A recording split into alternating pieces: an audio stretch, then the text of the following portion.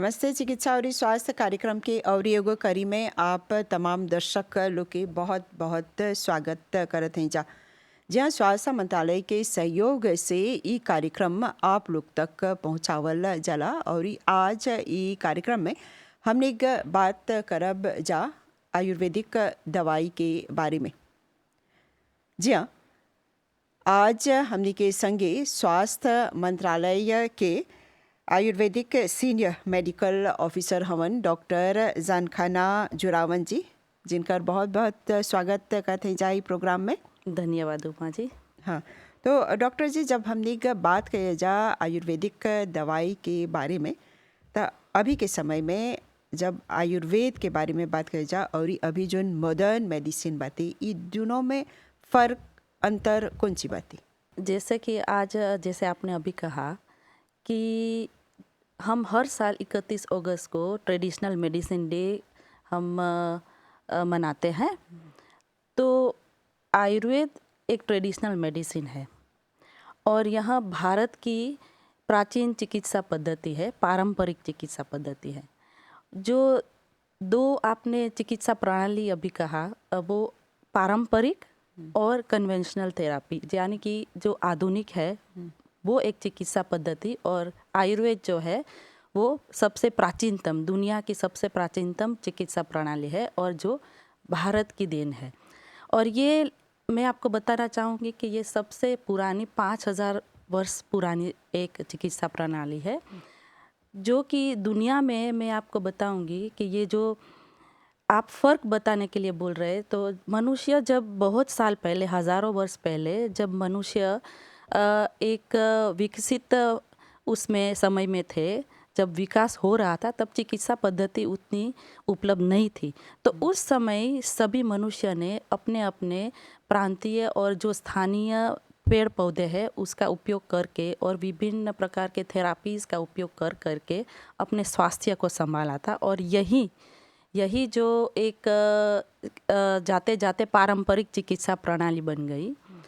और जब इतने वर्ष के बाद, जबकि हाल की जब कन्वेंशनल थेरापी चिकित्सा जो है एलोपैथी की, उसका उद्भव हुआ, तो उसके साथ साथ आज भी हम देखते हैं कि ये प्रणाली, ये पारंपरिक चिकित्सा पद्धति जो है, जिसे हम कहते हैं कि दादा दादी का जो ये चिकित्सा है, घरेलू जो उपचार है, वो आज भी इतनी भी असरकारक है। तो इसके संदर्भ में और इस चिकित्सा प्रणाली को जीवंत रखने के लिए विश्व स्वास्थ्य संगठन ने एक निर्णय लिया कि भाई हर 31 अगस्त को इसे ट्रेडिशनल मेडिसिन डे के नाम पर घोषित किया जाए, ताकि उसको एक महत्व दिया जाए। और सबसे इम्पोर्टेंट बात यह है महत्व की, कि जो ये दो प्रणाली है, आज हम देखेंगे कि पारंपरिक भी है और साथ साथ में दूसरी हाल की प्रांतीय तत्कालीन चिकित्सा पद्धति है। तो उन दोनों के बीच में सेतु बांधने के लिए और दोनों साथ साथ में चले और एक दूसरे के पूरक होकर इंटीग्रेटिंग मेडिसिन के रूप में मानव सेवा का जो संपूर्ण पर सेवा करे और उसके लिए कार्यरत रहे, उसी के हेतु के तरह ये एक आयुर्वेदा डे मनाया जाता है। तो ये एक फ़र्क है कि ये पारंपरिक चिकित्सा आयुर्वेद जो है वो प्रकृति के साथ चलती है, और वो मेडिसिनल प्लांट, उसका बेस जो है वो जो पेड़ पौधे हैं, मेडिसिनल प्लांट्स है, उनसे बनती है और उनकी दवाई और नेचर के साथ साथ रहने के लिए रहती है। और ज़्यादातर देखेंगे तो ये सिर्फ चिकित्सा पद्धति नहीं है, लेकिन मनुष्य के स्वास्थ्य के रक्षा के लिए किस तरह से जीवन जिया जाए, उसके लिए ये उसका हेतु भी है और ये कार्यरत है। और आज के समय में जैसे दिखत है जा कि एकर इतना उपयोग बाते, एकर इतना प्रचलन भी बाते, त मॉरिशस में जब देखिला जा बहुत कम केंद्र रहल, हाँ अभी जी, कितना हाँ बाती? हाँ। तो यहाँ पर मॉरिशस में हमारे जब देखेंगे तो पूर्वज जो आए थे पहले, तो वो अब जब भारत से भी आए थे, तो वो सब अपने साथ साथ आयुर्वेद का ज्ञान सब लेकर आए थे साथ में। तभी हम जानते हैं कि आज भी सब लोग बोलते हैं कि वो पहले हम जो अपने पूर्वज दादा दादी आए थे तो उनके साथ साथ वो अज्ञाखर ये सबका ज्ञान था। ये जब अयापाना है, तुलसी है, हल्दी है, इन सब का विभिन्न उपयोग आज भी हम जानते हैं। तो वो अपने साथ साथ भारत से आयुर्वेद का भी ज्ञान लेकर आए थे। अब जब आज़ादी के बाद यहाँ पर मॉरिशस में शुरुआत में आयुर्वेद, होम्योपैथी और चाइनीज़ ट्रेडिशनल मेडिसिन, क्योंकि सिर्फ तो भारत से नहीं आए थे, दूसरे भी तो ट्रेडिशनल मेडिसिन यानी कि पारंपरिक चिकित्सा पद्धति थी, तो उनको स्वीकृत किया गया था मॉरिशस सरकार के द्वारा। और 1989 में ट्रेडिशनल मेडिसिन जो एक्ट है वो भी Ayurveda and other traditional medicine act के नाम से बना था।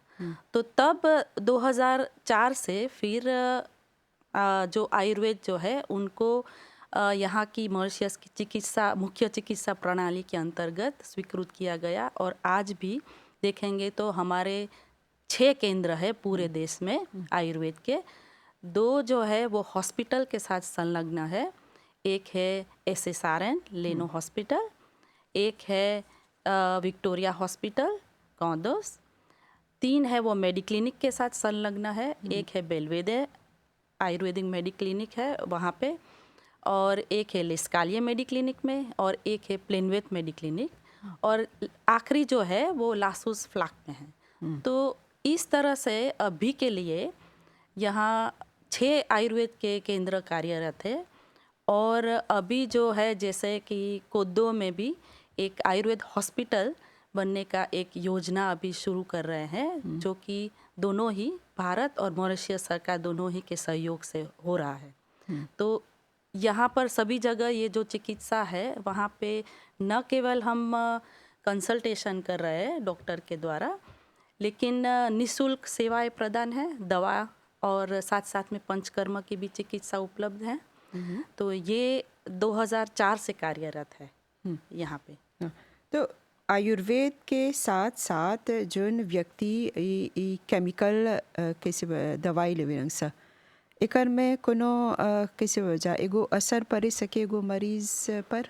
हाँ, इसमें यह है कि देखिए आयुर्वेद की जो दवाई है वो सामान्य तौर पे सभी नेचुरल सभी प्लांट से बनती है।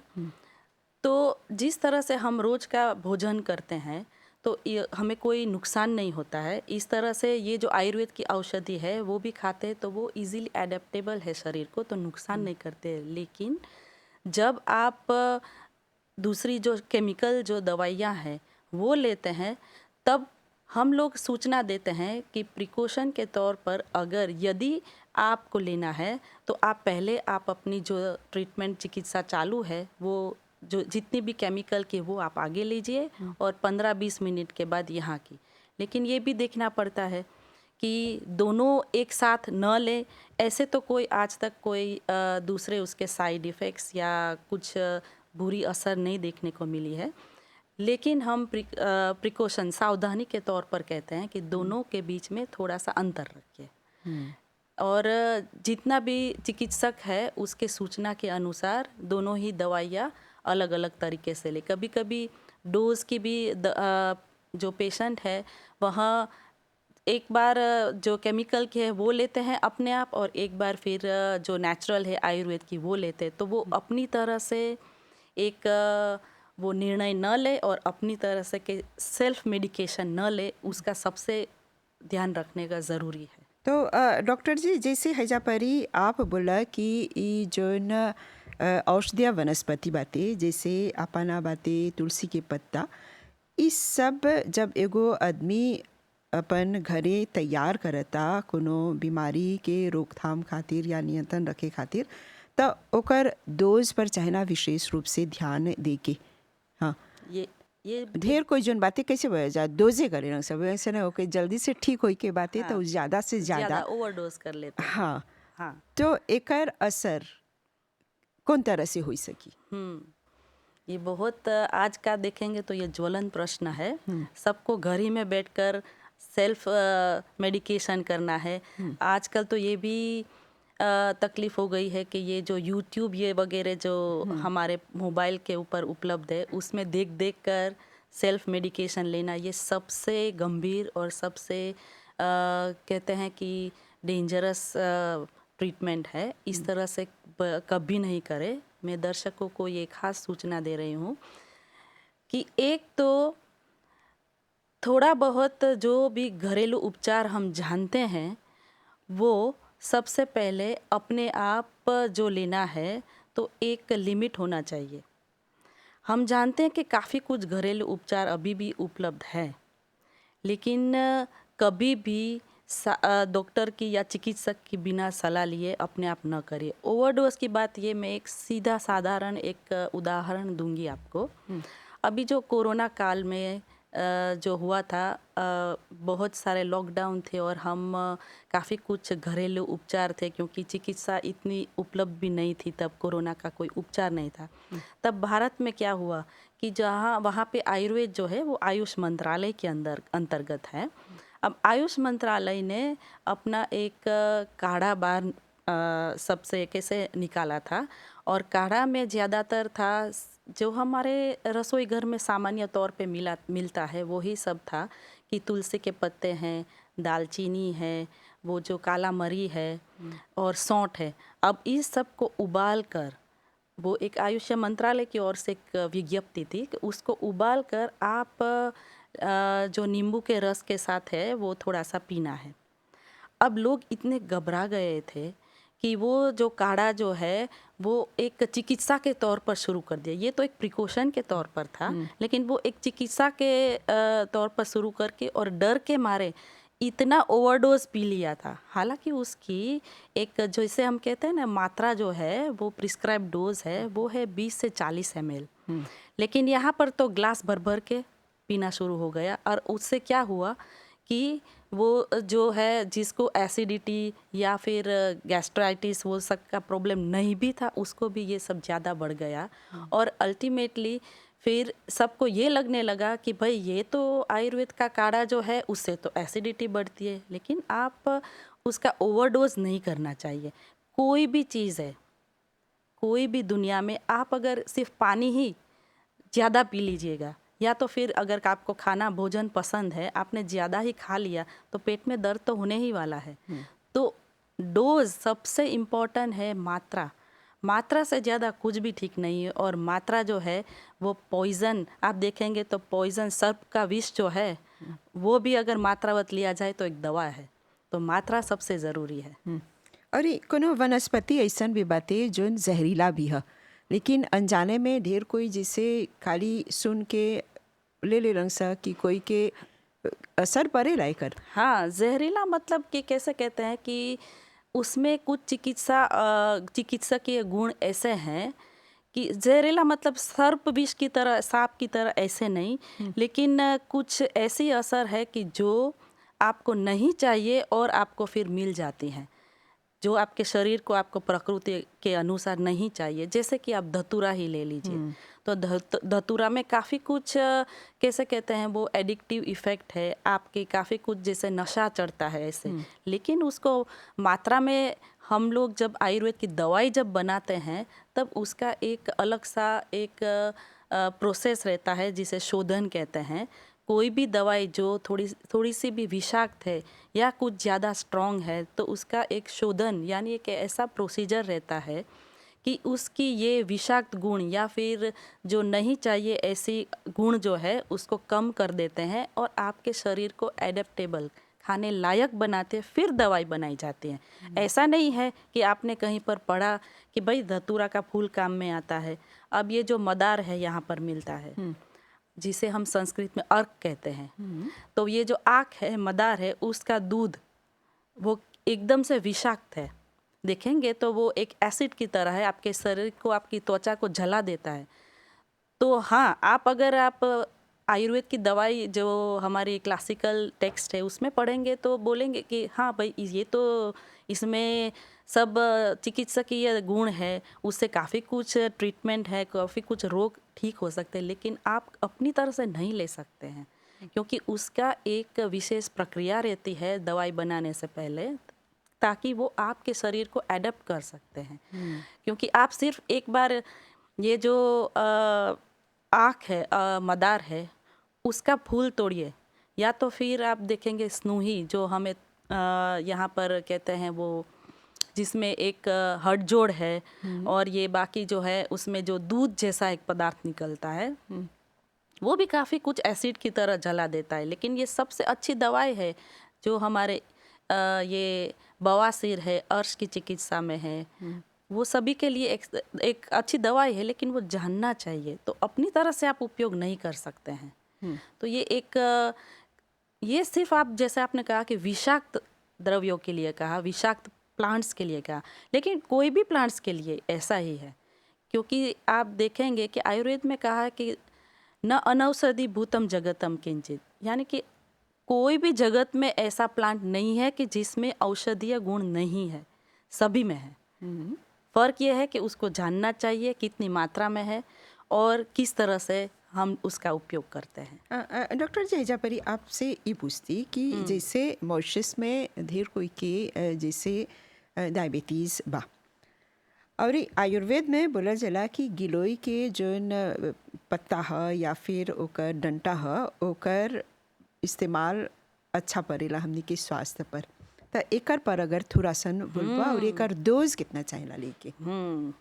गिलोय तो देखेंगे तो सबसे असरकारक और एक इतनी अच्छी औषधि है, चमत्कारिक भी कह सकते हैं, क्योंकि उसमें इतने अच्छे औषधीय गुण है कि सब रोगों की एक दवा जैसा है। तो ये गिलोय जो है, अभी मैं देखती हूँ कि मॉरिशस में बहुत सारी जगह पर ये है, वो एक पेड़ पौधा नहीं होता, उसके ललियान होती है, एक लता है और उसका जो पत्ता है वो एक हार्ट के शेप का है, लेके के शेप का है, वो पहचानने के लिए। लेकिन सब लोग सोचते हैं कि ये जो पत्ता है उसी में ज़्यादा औषधीय गुण है और जो एक आदत है तो वो पत्ता है उसको बॉईल करके पीते या रस निकाल के, नहीं, उसमें सबसे ज़्यादा औषधीय जो गुण है वो है उसके ब्रांच में। तो जो ललियान है उसकी एक ब्रांच रहती है, उसको एक मैं आज बताऊंगी कि एक उसकी मात्रा है, आप 4 से 6 इंच उसका टुकड़ा ब्रांच का काट कर वो आप उसको डायरेक्ट नहीं आपको बॉईल करना है, उसको एक बार जैसे कहते कूटना है, वो जो सील लोड़ा है उसके ऊपर एक बार सिर्फ आप कूट लो, ज़्यादा नहीं, थोड़ा सा। फिर आप उसमें 200 ml जितना पानी डालकर एक बर्तन में उसको बॉईल करिए।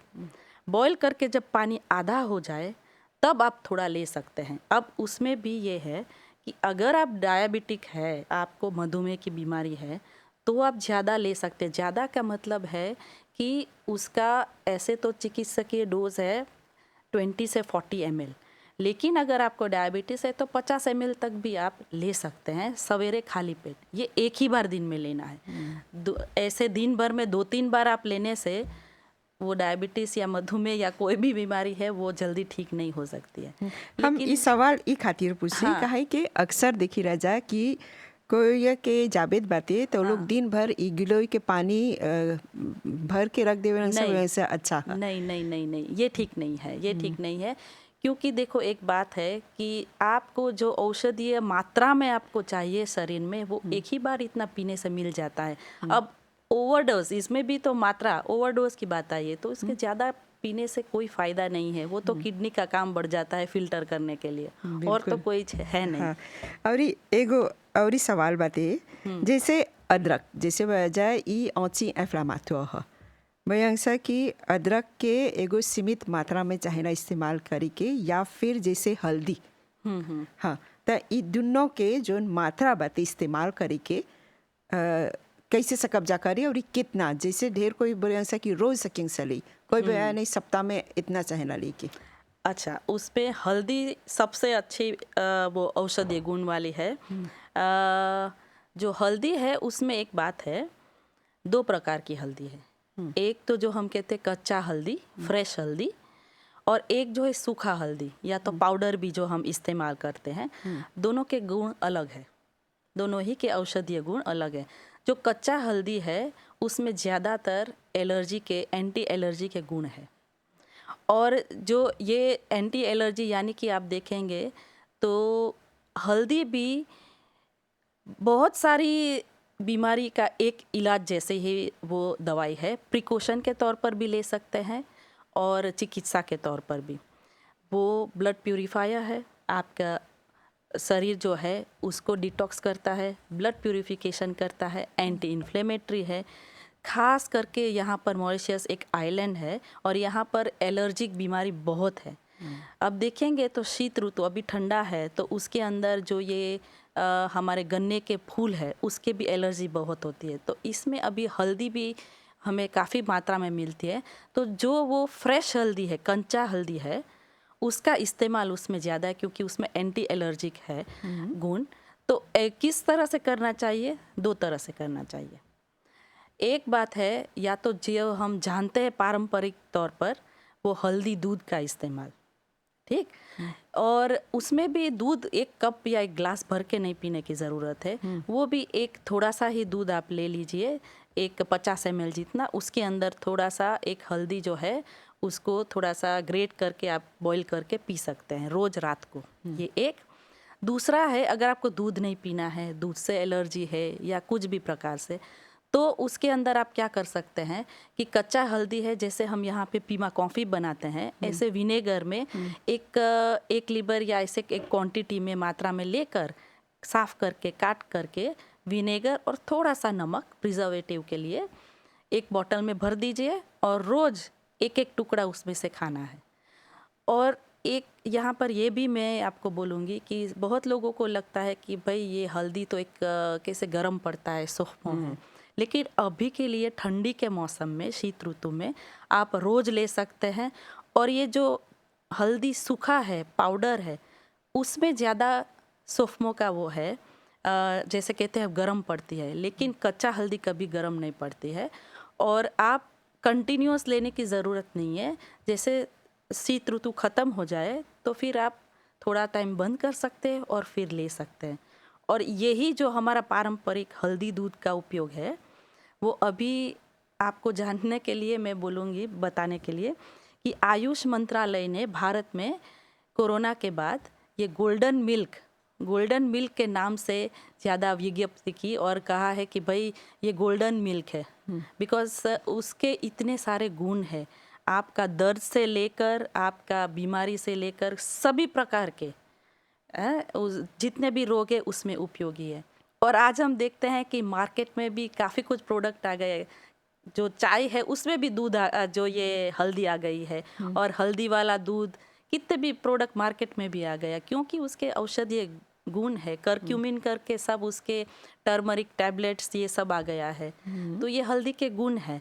तो और एक बात है अभी जो मैं बताना चाहूँगी कि ठंडी में ये जो रूखी सूखी और ठंडी हवा है, उसके अंदर हमारे नाक के अंदर की जो म्यूकोसल मेम्ब्रेन है वो सूखी हो जाती है।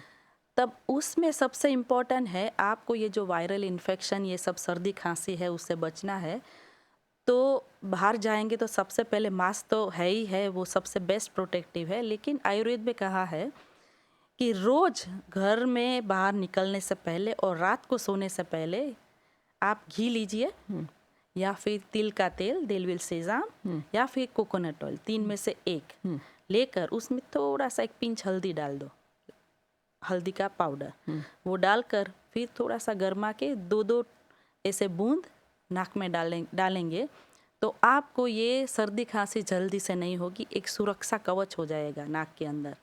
तो ये एक ऐसे छोटे छोटे उपचार हैं जो स्वस्थ रहने के लिए हैं।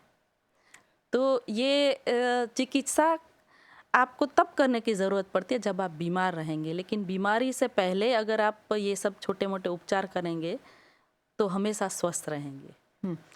तो डॉक्टर जी, ये विषय पर अगर बात करब जा तो ढेर कुछ बात करे के, लेकिन एक दो जो टिप्स देला हमने यही उम्मीद करते हैं जा कि जो दर्शक लोग ये कार्यक्रम देखते हैं जा वो लोग खातिर फ़ायदेमंद रही। लेकिन चलते चलते आखिर में हमने के आप कौन सलाह देबा और कौन एगो आखिर टिप्स देवे खोजबा? जी ज़रूर। जैसा कि मैंने अभी कहा कि जितना भी आज हमने चर्चा की और आगे भी बहुत सारे प्रोग्राम में हम बताएंगे, हम पेशेंट को भी बताते हैं, ये सब घरेलू उपचार ये सब है, वो एक प्रिकॉशन के लिए हैं ताकि आप स्वस्थ रहे। आप उनको चिकित्सा, सभी दर्शकों को मैं ये कहना चाहूँगी कि आप उसको एक चिकित्सा के रूप में लेकर अपने आप सेल्फ मेडिकेशन न करें और कृपया करके सभी चिकित्सक की, आयुर्वेद के चिकित्सक की सलाह लें। और ये चिकित्सा एक भाग है, संपूर्ण चिकित्सा नहीं है। और अपने और अपने परिवार के स्वास्थ्य के लिए आप आयुर्वेद को अपनाएं, प्रकृति के साथ चलिए और स्वस्थ और सुखी जीवन बिताइए। हाँ, तो डॉक्टर जुरावन जी आपके बहुत बहुत धन्यवाद देवबजा, ये सब जानकारी हमनी के संगे बांटे खातिर। धन्यवाद। जी हाँ, आज के कार्यक्रम में जैसे हमने एक आयुर्वेदिक दवाई के बारे में बात करी जा और ई डॉक्टर जी ई सलाह दिलन कि जोन सेल्फ मेडिकेशन बाते वो नहीं करे के, अपन डॉक्टर के सलाह चाहेला ज़रूर लेगी। तो हमने यही उम्मीद करत हैं जा कि जोन जोन बात आज के कार्यक्रम में बतावल गल उस सब पर आप लोग विशेष रूप से ध्यान देवजा और स्वस्थ रवजा। तो चिकित्सा और स्वास्थ्य कार्यक्रम के ई करी के हमने हैजी परी विराम देवब जा और एगो प्रोग्राम के संगे आप लोग से भेंट करब जा। अभी खातिर हमनी के और हमनी के पूरा प्रसारण टीम के आज्ञा देवजा। नमस्ते।